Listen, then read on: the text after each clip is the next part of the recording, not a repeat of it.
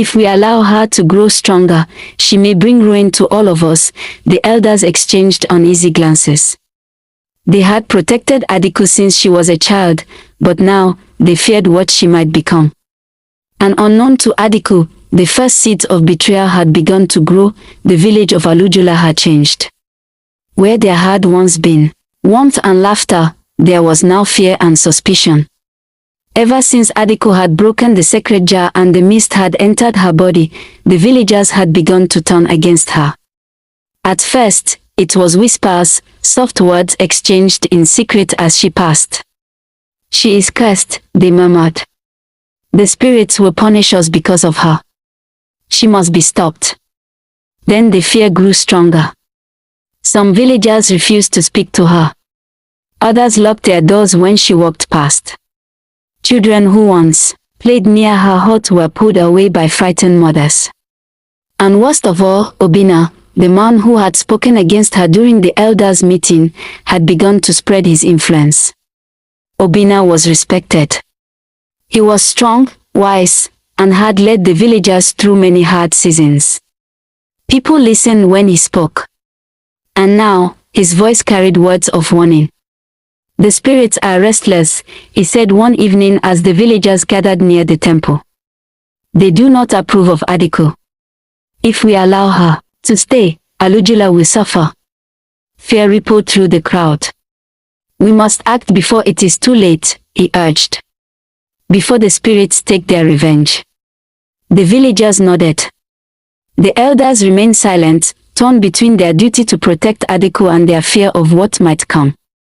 And so, the decision was made. Adiku must leave. Adiku had seen the fear in their eyes, but she never imagined they would cast her out. The night was dark when Obinna arrived at her hut, with a group of men behind him. Their faces were firm, cold. "You must leave," Obinna said. "By sunrise." Adiku's heart pounded. "Leave?" Abeni snapped, anger flashing in her voice. "We belong here." But Connie was already shrinking, her voice trembling. "Maybe it is better this way," she whispered. "No one wants us here." Adiku wanted to fight, to argue, to prove that she was not a curse. But what could she say? The village had already made up its mind. Her mother pleaded with Obinna and the villagers to allow her daughter stay, but they refused. Obinna shouted at her. "You better shut up, else we will send you out of this village too. You won't survive that evil forest for even a day, so better remain quiet." And so, with nothing but a few belongings, Adiku stepped onto the path leading into the forest. Alone. The forest was vast and silent, the trees towering above her like silent witnesses. For the first time in her life, there was no home to return to, no mother to comfort her, no familiar voices to greet her in the morning. For the first time, Abeni and Connie stopped arguing. The silence was unbearable. But as Adiku walked deeper into the wilderness, something inside her began to change. Days passed. Adiku wandered through the forest, searching for food, shelter, answers. She was tired. Her body ached. One afternoon, as she rested by a river, she looked at her reflection in the water. Two faces stared back at her, one bold and unafraid, the other quiet and full of sorrow. For years, she had fought herself. For years, she had tried to silence one half, to force herself to be whole. But in that moment, she understood. She was not meant to be one.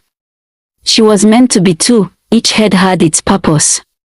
Each voice had its place.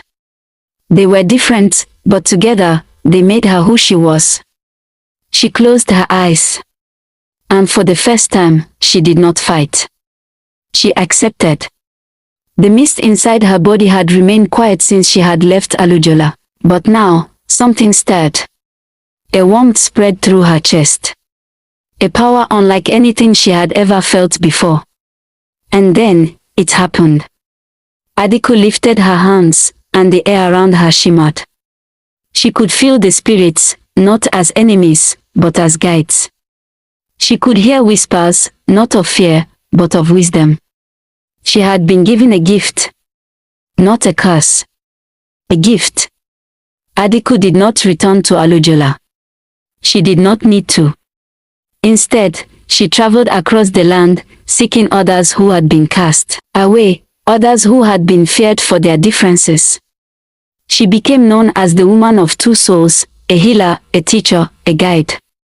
And as the years passed, the story of Adiku reached even the ears of those who had turned against her.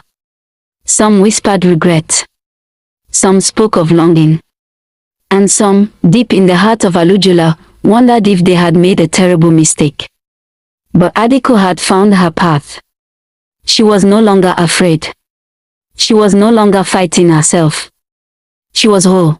And she was free. Embrace who you are. Adiku struggled with the battle between her two heads, but in the end, she realized that she didn't need to change herself, she needed to accept herself. We should all embrace our uniqueness, rather than fighting who we are. Fear comes from the unknown. The villagers feared Adiku not because she had done anything wrong, but because they didn't understand her. Fear often comes from ignorance, and the more we learn, the more we can replace fear with understanding. Strength comes from acceptance. Adiku found true strength only after she accepted that she was meant to be different. In life, our greatest power comes when we stop fighting ourselves and start believing in our own journey. Words have power. Obinna influenced the entire village with his words, turning them against Adiku. This shows how powerful words can be, for good or for harm. We should always be careful about the influence we have on others. Home is more than a place. Even after Adiku was cast out, she built a new life, finding purpose beyond her village. Sometimes, home isn't where we were born, it's where we find belonging. True growth comes from hardship. Adiku had to face rejection, loneliness, and fear before she discovered her strength.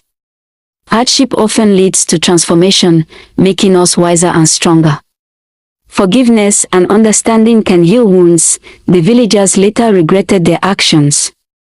If we act out of fear or prejudice, we must learn to make peace with our mistakes and seek understanding. Food for thought. Have you ever struggled with accepting yourself? Are there people in your life who might need understanding rather than judgment? How can we learn from our fears rather than letting them control us?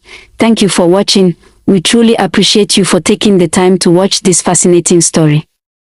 If you enjoyed it, don't forget to like this video and share it with your friends and loved ones. It helps us keep creating more thrilling tales. If you haven't already, make sure to subscribe and turn on notifications so you don't miss out on more mysterious, mind-blowing, and captivating stories coming soon. Stay tuned, because there's so much more to uncover. See you soon. Bye for now.